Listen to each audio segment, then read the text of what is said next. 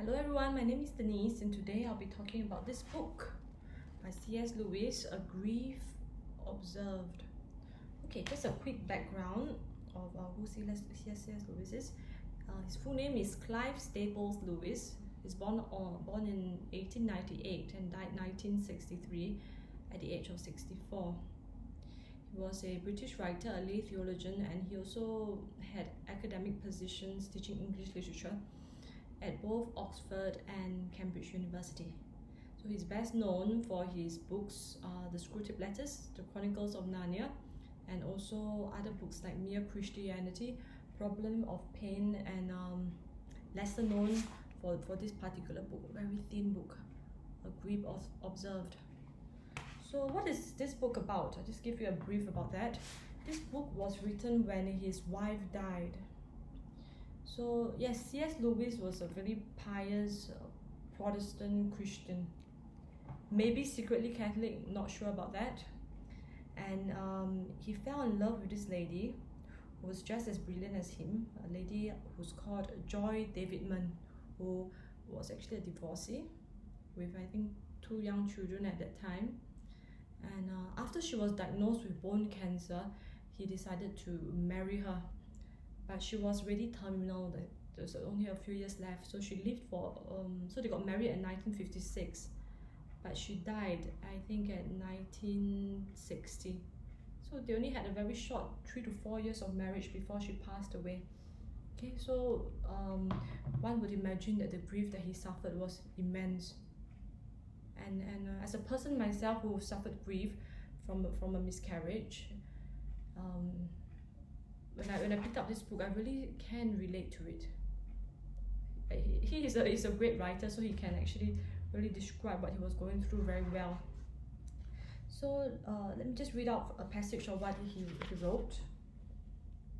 Okay, again, I want to say this may not relate directly to miscarriage, but it can relate to a loss of a relationship.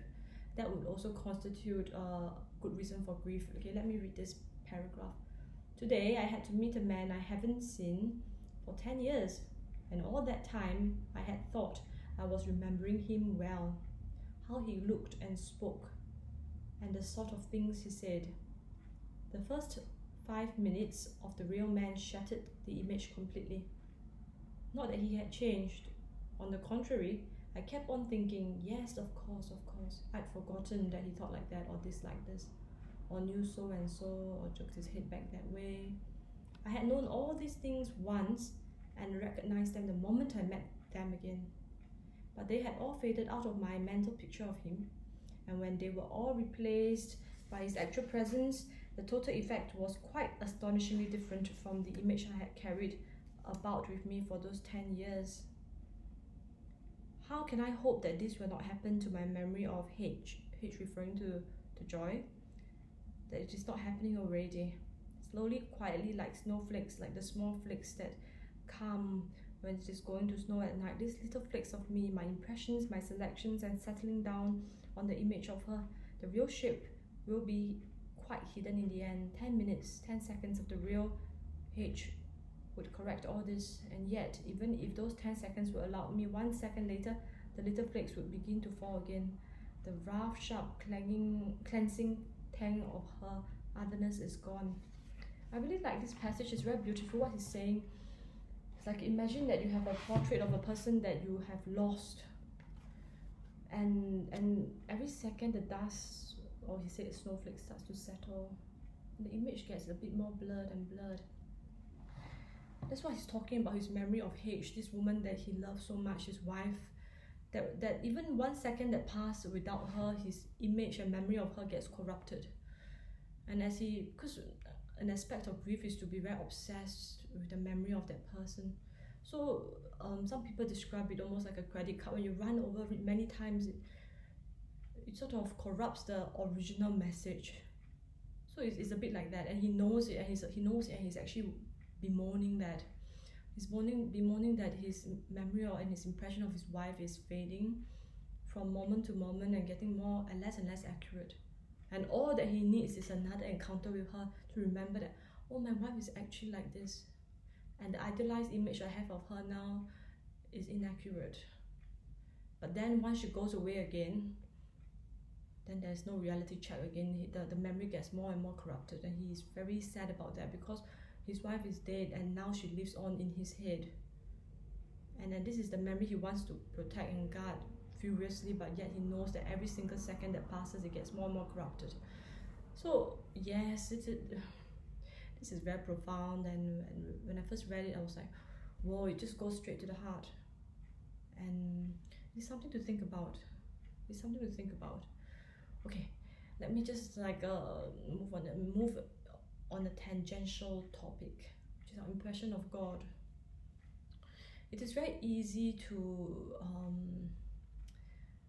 distill religion down to theology or head knowledge, to try to get to know God from the letters that he left behind, or maybe to go to the church and look at the relics and all the sculptures and see what great writers, philosophers, theologians over the years have written about God.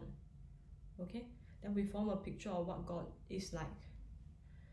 But I think it is also very important to experience God as a relationship, our relationship with God. And very similar to what's happening like in C.S. Lewis talking about his wife, the memory of wife. If we pull away from God too long, we don't pray, we don't spend time listening to the voice of God talking to us. Similarly, like this book, right? The snowflakes will start to fall. Again, our memory of God start to get blurred again. We don't know what his attributes are. What does God like? What does God dislike? Then somehow, if we're not careful at all, this whole picture just disappears and it gets replaced with a figment of our imagination. And that doesn't do God any justice. It doesn't do us any justice. It doesn't do our relationship any justice. So it's very important to draw back to God, to even just 5 minutes of connection, to refresh and have a jolt of memory of what God is, who God is. I think that's very powerful. Okay, back to the topic of grief. I think grief is a very natural thing. Just because we're human, we will grieve. We grieve when we lose our loved ones, when we have breakups, when we lose our jobs, or we lose friendships, we have miscarriage, stillbirth, or when we, even as we grow old, when we lose our health, our physical prowess or intellectual prowess, we will grieve. And it's very normal. Everybody face it, whether you are young, you're old, you're autistic, or you're neurotypical. We all face it. We can't escape it, and that's entirely normal. So I would like to, since this book is A Grief to Observe, I'd like to end with this permission to please go and grieve, and don't blame yourself for grieving. That's normal.